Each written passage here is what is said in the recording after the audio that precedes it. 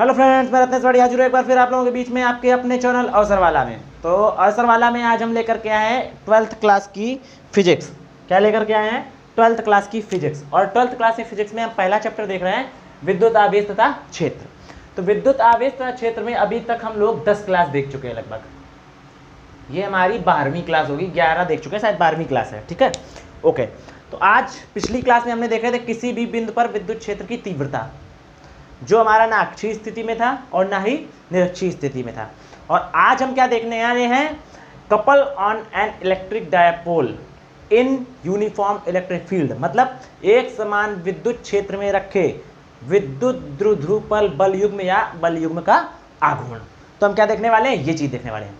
मतलब क्या है इसका कि मतलब एक समान विद्युत क्षेत्र है जिसमें कोई विद्युत द्विध्रुव रखा है, उस पर एक समान विद्युत क्षेत्र अगर हम बना दें तो उस पर आघूर्ण कितना लग रहा है, ये हमको कैलकुलेट करना है। तो यहाँ पर अगर हम एक क्या करें, एक समान विद्युत क्षेत्र मान लिया हमने, ये हमारा जो ब्लैक लाइन आपको दिख रही है, ये हमारा कोई एक समान विद्युत क्षेत्र ई है। ओके, और मान लें कि इसमें दो बल युग्म रखे, क्या है, सॉरी, दो आपके आवेश रखे हैं, एक ये और एक ये। इस पे कोई पॉइंट ए है, चलो पॉइंट का नाम देते हैं ए ब्लैक से। इस पे कोई पॉइंट ए पे प्लस क्यू चार्ज रखा हुआ है और पॉइंट बी पर कोई माइनस क्यू चार्ज रखा हुआ है। ओके, यहाँ तक समझ में आया?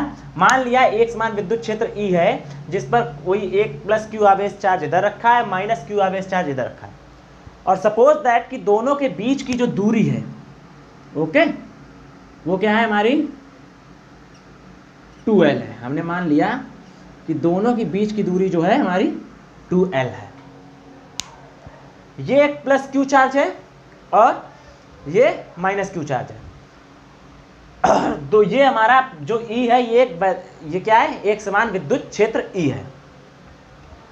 अब ये जो हम मान लें कि ये जो कोण, जिस कोण एंगल ये जो बना रहा है, ओके, ये जो एंगल बना रहा है विद्युत द्विध्रुव एक समान विद्युत क्षेत्र से, हमने मान लिया ये थीटा एंगल पर झुका हुआ रखा है।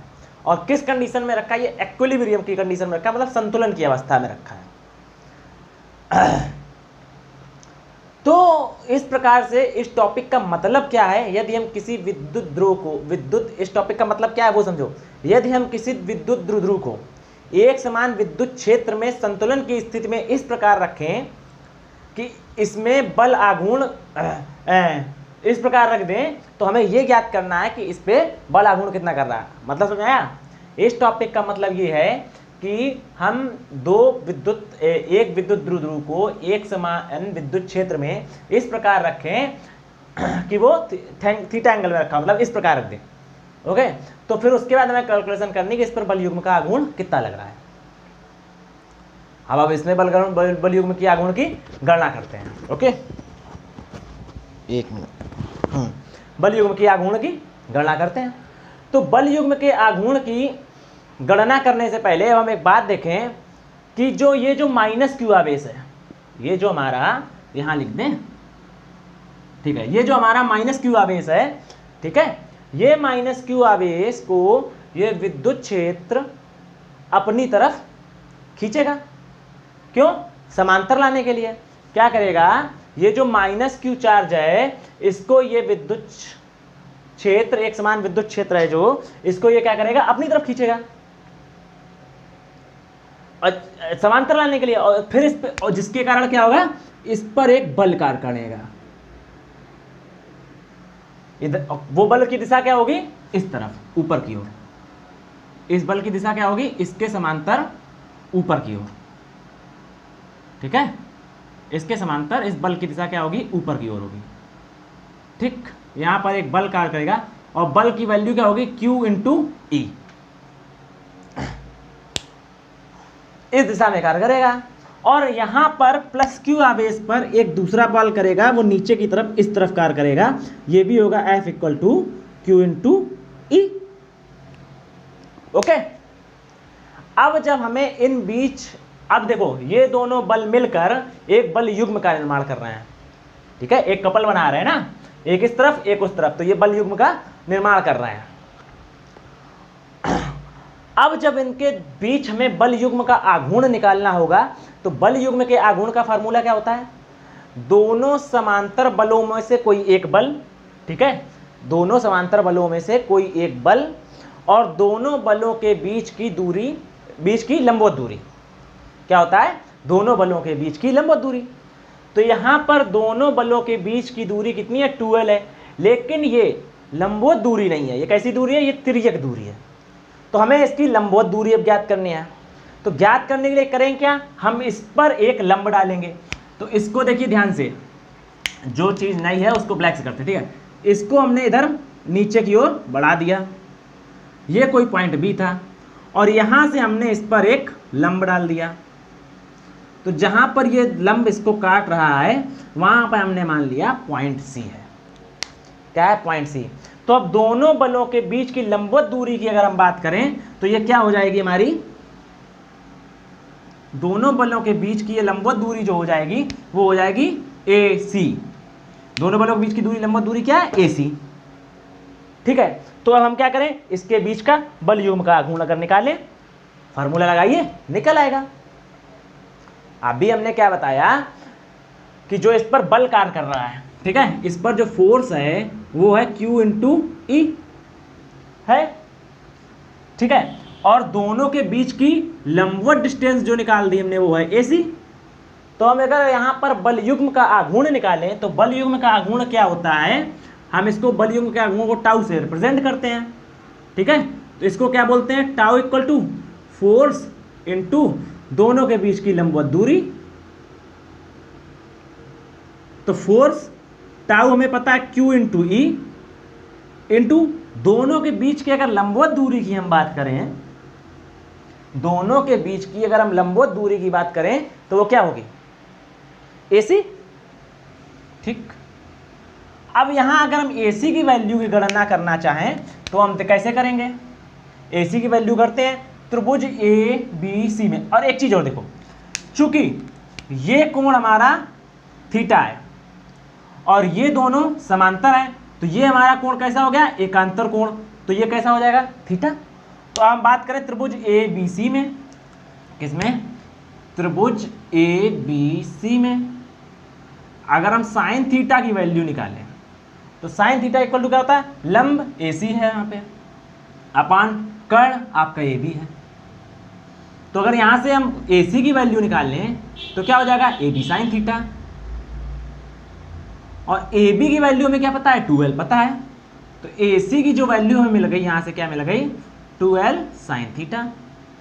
तो यही वैल्यू उठा के हम इस इक्वेशन में रख दें, इक्वेशन फर्स्ट में अगर ये वैल्यू हमें AC की उठा कर रख दें तो हमें टाउ की वैल्यू मिल जाएगी, टाउ इक्वल Q इंटू ई, ये हो गया फर्स्ट, इंटू AC हमारा क्या है, 2l साइन थीटा। अब देखो 2QL हमने पढ़ा था, चूंकि P इक्वल टू होता है क्या, 2QL, तो इसलिए टाउ इक्वल टू क्या हो गया, तो P ये और ये मिलके बन गया T, और ये हो गया E, ये हो गया साइन थीटा। तो यहां से हमें टाउ की वैल्यू ये मिली।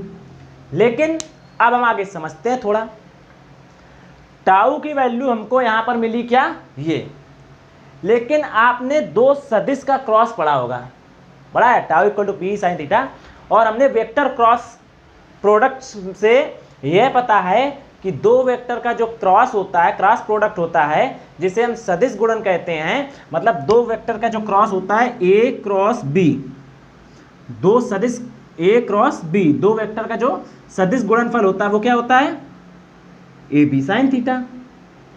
तो अगर हम AB साइन थीटा ये हो गया और PE साइन थीटा ये हो गया, तो इसको हम क्या लिख सकते हैं, तो अगर इसको हम सदिश रूप में लिख दें टाउ को, तो हो जाएगा P क्रॉस E, ठीक। तो हमें यहां से ये मिल गया आपका विद्युत द्विध्रुव पर बल युग्म या बल युग्म का आघूर्ण। तो बल युग्म तो ये लग रहा था, क्योंकि हमारा निकल के आ गया, गणना हमने किसकी की, बल युग्म के आघूर्ण की। अब यहां पर हम आपको दो स्पेशल केस बताते हैं। क्या बताते हैं, दो स्पेशल केस बताते हैं।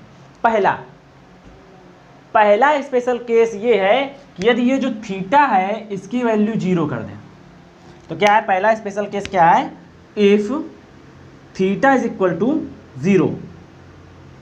तो अगर हम इसमें साइन थीटा की वैल्यू रखें tau equal to PE sine 0, तो साइन 0 की वैल्यू क्या होती है, 0।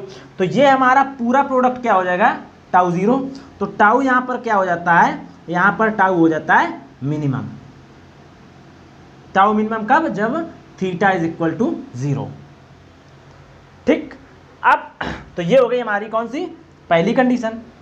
अब अगर हम यहीं पर दूसरे कंडीशन की बात कर दें, ओके, क्रॉस कर गया। अब यहीं पर अगर हम दूसरे कंडीशन की बात कर दें,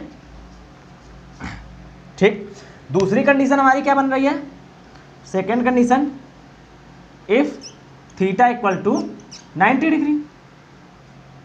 तो जब थीटा 90 होगा तो टाउ क्या हो जाएगा, tau equal to P E sine 90, और साइन 90 की वैल्यू आपको पता है, तो टाउ इज इक्वल टू हो जाएगा पी इंटू ई। तो यहां पर जो हो जाता है वो टाउ मैक्स हो जाता है आपका, तो tau max equal to P into E. और ये कब होता है, जब theta is equal to 90 degree, ये आप सबको पता है। ठीक है, तो ये हो गया हमारा टाउ मिनिमम और ये हो गया टाउ मैक्सिमम। तो आपके एग्जाम में क्वेश्चन आता है कि एक समान विद्युत क्षेत्र में रखे विद्युत ध्रुव पर लगने वाले बल युग्म के आघूर्ण कब मिनिमम होता है और कब अधिकतम होता है। तो बल युग्म का आघूर्ण जो है, बल आघूर्ण जो होता है हमारा इस कंडीशन में टाउ मिनिमम कब होता है, जब विद्युत ध्रुव विद्युत क्षेत्र के समांतर हो।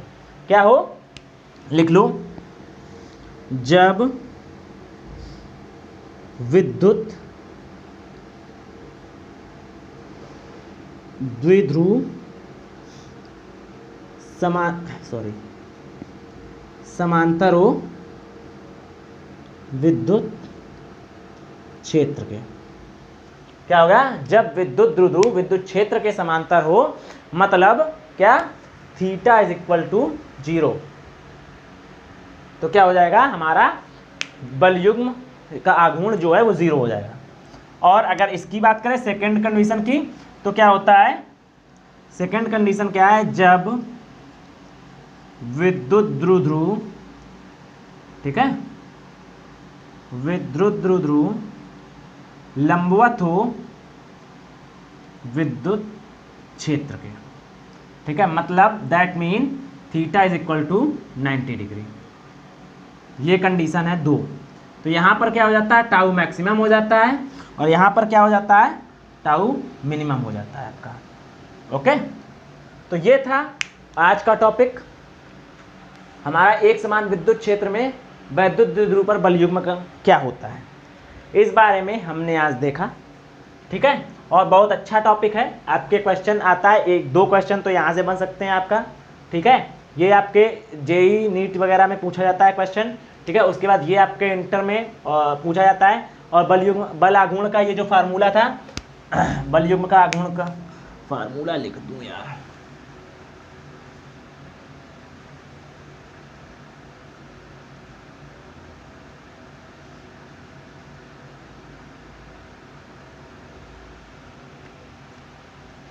ठीक है, बल युग्म का आघूर्ण का हम फार्मूला लिख के दे रहे हैं। ठीक है, बल आघूर्ण क्या होता है, समांतर बलों से में कोई एक बल उनते दोनों बलों के बीच लंबवत दूरी। ओके, ये होता है बल युग्म का आघूर्ण हमारा फार्मूला। तो टाउ इक्वल टू क्या था, F इंटू ए सी, यहाँ से ये लिखा था। ठीक है, ये था हमारा आज का टॉपिक, और आज की क्लास हम यहीं पर समाप्त करते हैं। सभी बच्चों के साथ शेयर करें। मिलते हैं नेक्स्ट क्लास में। जय हिंद, जय भारत, वंदे मातरम।